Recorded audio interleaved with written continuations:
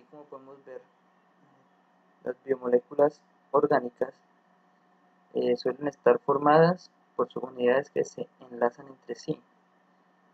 Entonces ellas se pueden comparar como una construcción, donde se conforma una enorme construcción de ladrillos, donde los ladrillos son los monómeros y la construcción ya como tal se le podría denominar polímeros. ¿Cómo así? O sea, los monómeros que funcionan como unidad básica de las moléculas grandes llamadas polímeros. Y los polímeros ya es la molécula formada por la unión de pequeñas moléculas o monómeros que se enlazan en grandes cadenas. ¿Sí?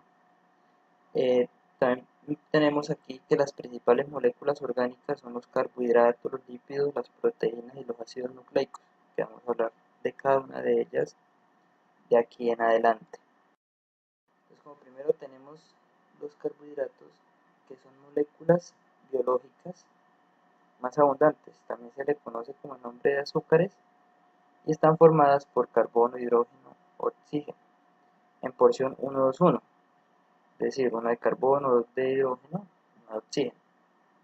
Los carbohidratos o azúcares, como también se le pueden conocer, se pueden encontrar en diferentes formas, que son los monosacáridos, oligosacáridos y los polisacáridos.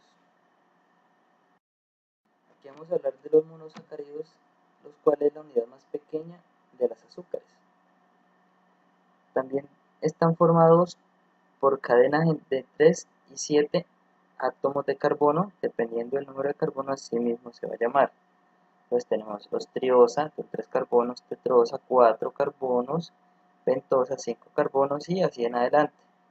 Entonces hay uno que es muy importante, que es la glucosa, que está formado por 6 carbonos, que es una hexosa, sería su nombre. Lo mismo que la fructosa, que es la que es producida por las frutas, el azúcar producida por las frutas. Debido a su grupo funcional, se dice que la glucosa es una aldosa y la fructosa es una cetosa. De esta manera, otra manera de clasificar los monosacáridos. También podemos encontrar la clasificación de los monosacáridos en ribosa, desoxirribosa, fructosa, glucosa, galactosa. Entonces la ribosa es una pentosa que forma parte del ácido ribonucleico, participa en procesos de elaboración de proteínas, que las proteínas vamos a hablar más adelante. Es una pentosa y forma parte del ADN, la molécula de la herencia, o el ácido desoxirribonucleico. La fructosa es el azúcar que se produce por las frutas, naranja, piña, mango, un ejemplo que tenemos allí. Se encuentra en la miel también, que se utiliza como endulcorante de muchos refrescos. La glucosa es el monosacárido más abundante en los seres vivos. Este lo tenemos en todo nuestro cuerpo. Se produce por la fotosíntesis de las plantas y circula en nuestra sangre y la encontramos en muchos productos dulces. La galactosa, que es una hexosa que forma parte del azúcar de la leche. Tenemos los oligosacáridos, que son dulces y proporcionan energía. Todos los oligosacáridos se consume sacarosa, ya que es el azúcar en grano que se pone al café o el agua de limón. La sacarosa se obtiene a partir de la caña de azúcar o del bateval. Estos carbohidratos están formados por la unión de 2 a 10 unidades de azúcar. Entonces, ahí podemos ver que la sacarosa o los oligosacáridos son los azúcares endulzantes. Los disacáridos son un tipo de oligosacáridos que están formados por 2 monosacáridos unidos por medio de un enlace glucosídico. Entonces, ¿qué es el enlace glucosídico? Es por el cual se unen monosacáridos como la glucosa para formar polisacáridos. Entonces aquí vamos a hablar de los polisacáridos, que son largas cadenas formadas por varias unidades de azúcar, incluso cientos de ellas, Son polímeros formados por la unión de muchas monosacáridos. El nombre de poli, varios, mono, uno. Polisacáridos, monosacáridos. Algunos de los polisacáridos funcionan como reservas energéticas, tanto en plantas como en animales, mientras que otros cumplen funciones estructurales, es decir, dan forma y firmeza a ciertos organismos. Entonces tenemos como ejemplos la quitina, el almidón, glucógeno, la celulosa. Son unos polisacáridos que tenemos ahí como ejemplo. Ahora vamos a hablar de los lípidos.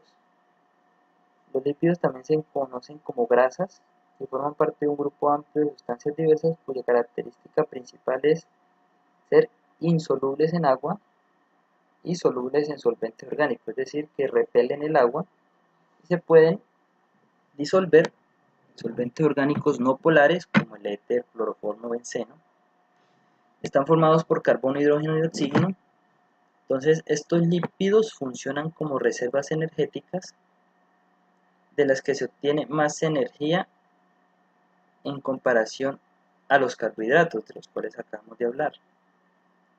¿Cómo así? Un gramo de carbohidratos proporciona 3.7 kilocalorías en el organismo, mientras que un gramo de grasa obtiene 9.3 kilocalorías. Entonces aquí vemos esta gran diferencia entre las grasas, los lípidos y los carbohidratos, que son los azúcares. Que los carbohidratos pues, proporcionan menos kilocalorías que los lípidos.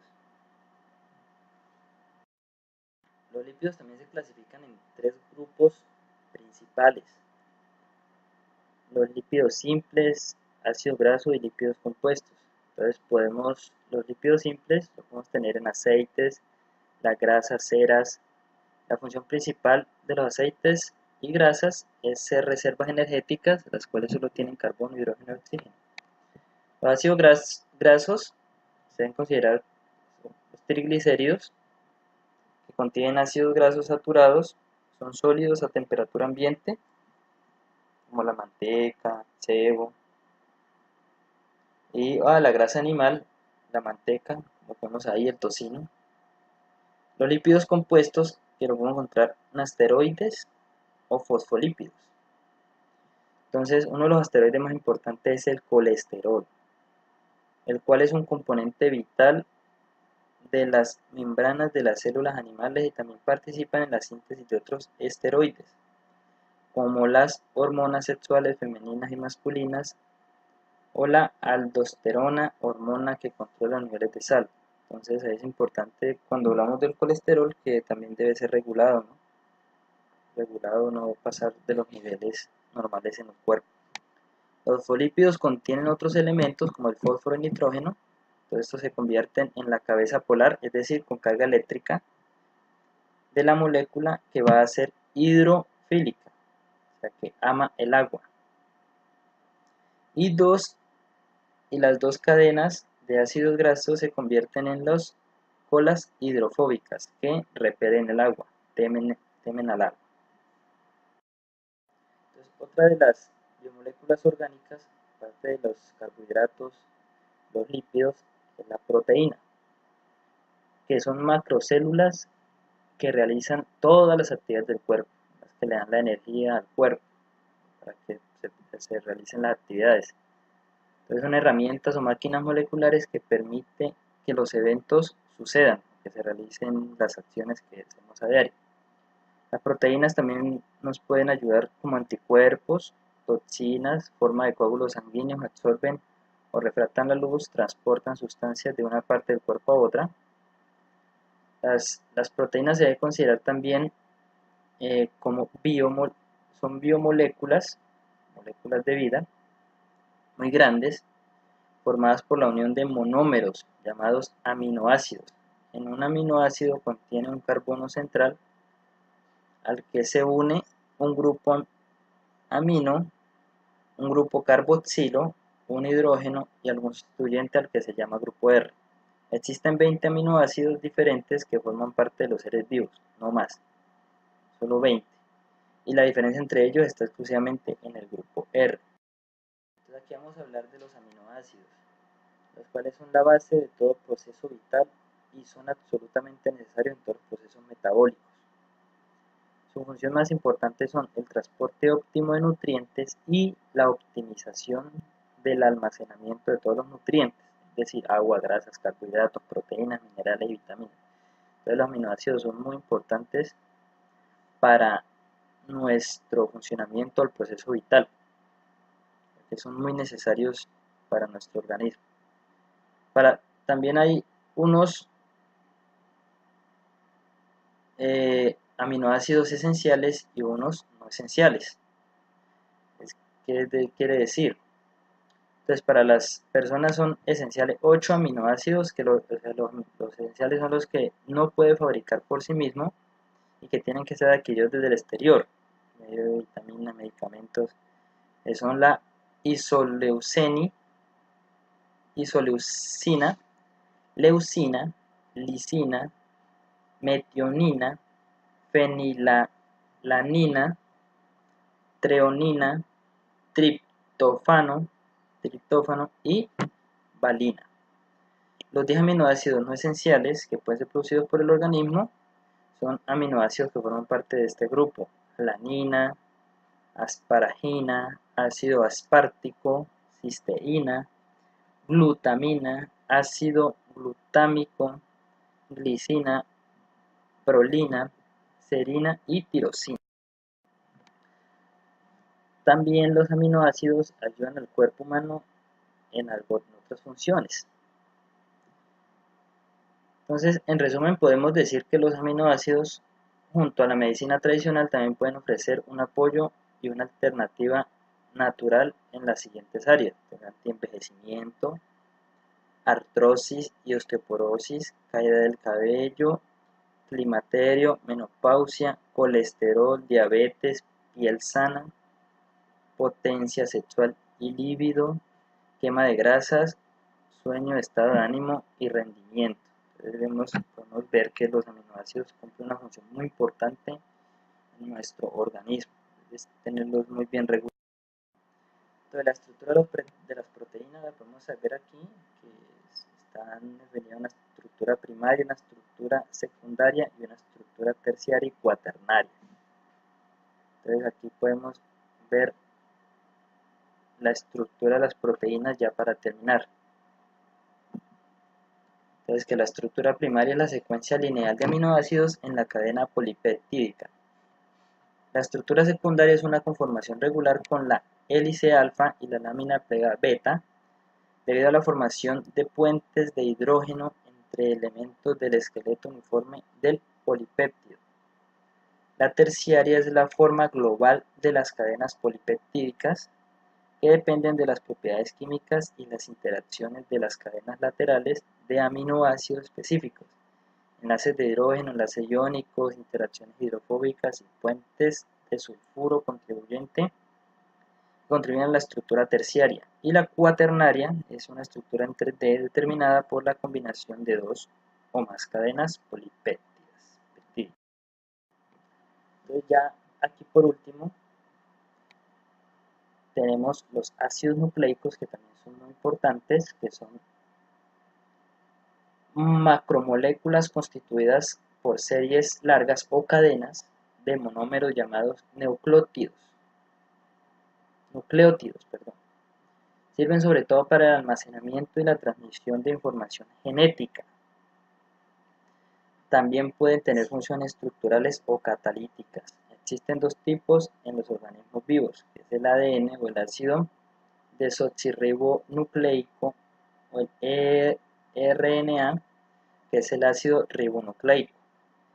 Se encuentra en el núcleo del citoplasma, la matriz mitocondrial y el estroma de cloroplastos de células eucariotas, en el citosol de células procariotas. Allí encontramos los ácidos. Entonces, los nucleótidos no solo son importantes como bloques de construcción de ácido nucleico, sino que también la mayor parte de la energía la utiliza el organismo vivo en algún momento determinado que proviene del nucleótido denominado trifosfato de adenosina. Entonces de ahí en algún momento se puede tomar energía que requiera el organismo. El trifosfato de guanosina se une con diversas proteínas y actúa como interruptor para iniciar sus actividades. Entonces esa es la función de los ácidos nucleicos. Aquí tenemos el ADN, el ARN, compuesto, adenina, guanina, citosina.